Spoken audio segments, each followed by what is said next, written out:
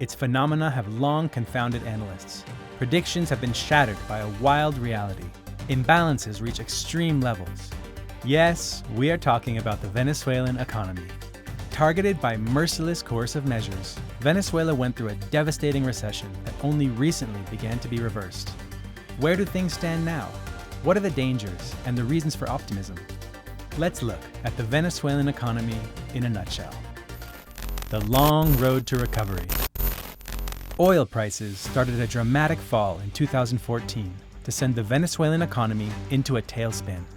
Coupled with all-out regime change efforts from the US-backed opposition, the country entered a full-blown crisis. And starting in 2017, Washington unleashed wave after wave of devastating sanctions, exacerbating the decline and blocking all possible solutions. The numbers are hard even to grasp. Venezuela was in recession from 2014 to 2020, and GDP contracted by more than 3/4. The toll on the Venezuelan people was immense, with living standards collapsing, and it triggered a wave of migration. After cycling through different options, the Maduro government adopted an orthodox approach beginning in 2018, loosening regulations, contracting expenditure, and offering advantages for the private sector in a bid to stabilize the economy and reverse the trend. Though the situation remains very precarious, macroeconomic indicators did improve. Venezuela's GDP has grown for 4 straight years, with authorities estimating a 9% increase in 2024. However, the economy remains at less than 30% of its 2014 size, and even growing by 10% annually, it would take 13 years to get back to that high point. There is a long road ahead. Oil and sanctions. It's the oil, stupid. For better or for worse, the Venezuelan economy continues to dance to the beat of the oil industry drum. Crude exports recently made up more than 90% of Venezuela's export revenues, which also makes it obvious why the US has so heavily targeted this sector. The dramatic economic downturn followed a plummeting of Venezuela's oil production, and the recent uptick followed a rebound and slow improvement. Overcoming the dependence on oil is an unavoidable long-term goal, but for now, recovering output remains the surest way to accelerate recovery. Of course, that's easier said than done.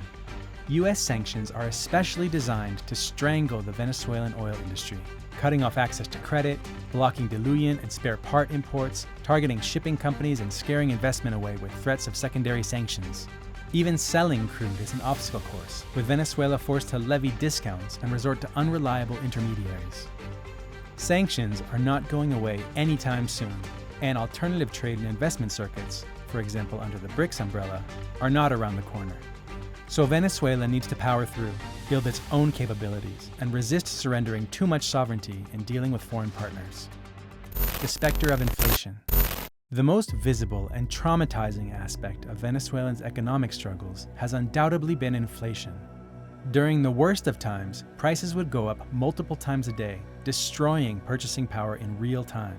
In 2018, inflation accumulated to a staggering 130,000%.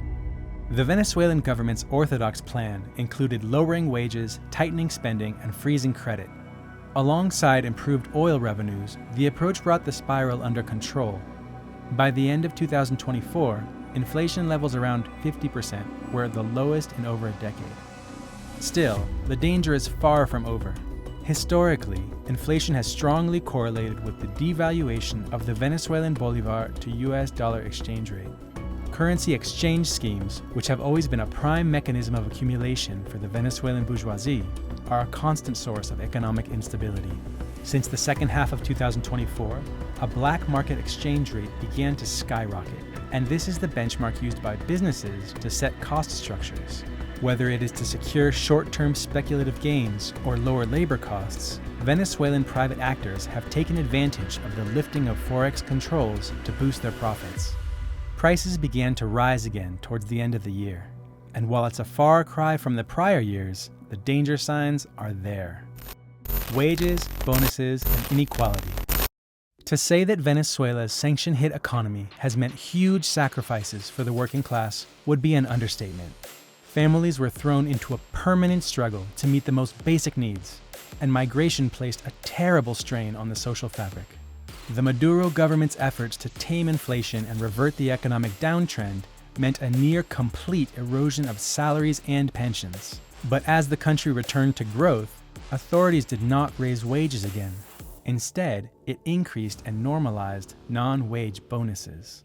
At the end of 2024, the minimum salary was worth less than $3 a month, but public sector workers had a minimum income of $130 a month through bonuses. Why bonuses and not wages? Put simply, it is a concession to the private sector. Employers paying mostly bonuses means that they are not burdened by other labor rights, such as vacation pay or social security contributions, since these are computed based on salaries. The same goes for severance, which makes firings much cheaper. Though the context is far from easy, trade unions have denounced that the present policies do away with collective bargaining rights and contravene the existing labor legislation. The improved incomes have been sorely needed, but the Venezuelan working class remains mired in a precarious condition. The powerful communal alternative. Venezuela's economy remains in a very complex state, and with an unrelenting outside aggression that has no end in sight. But there are also reasons for hope. Amidst the most desperate times, Venezuelan popular power organizations refused to surrender. They regrouped, reinvented themselves, and doubled down on the socialist horizon laid out by Hugo Chavez.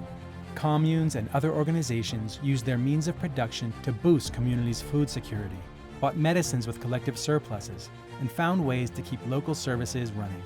In the present context, they seek to build alliances and push forward alternative economic models based on collective property and satisfying the people's needs. In other words, they refuse to accept capitalist normalization, with the misery and inequality it breeds, as inevitable. This entails strengthening their own initiatives, which is far from an easy task, and continuing to fight for access to state resources.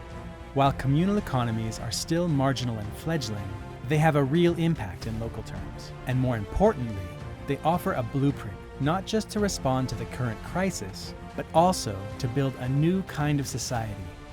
In a nutshell, the besieged Venezuelan economy remains a precarious mess. Can the oil industry build enough capacity to resist? Will the Venezuelan bourgeoisie continue to get concessions, or will it be stopped in its tracks? Can grassroots movements consolidate and become more prominent economic actors? And how will the Maduro government balance its desire to foster growth with policies that favor the majority? There are no easy answers. But resistance against the imperial aggression is not optional. It's a necessity.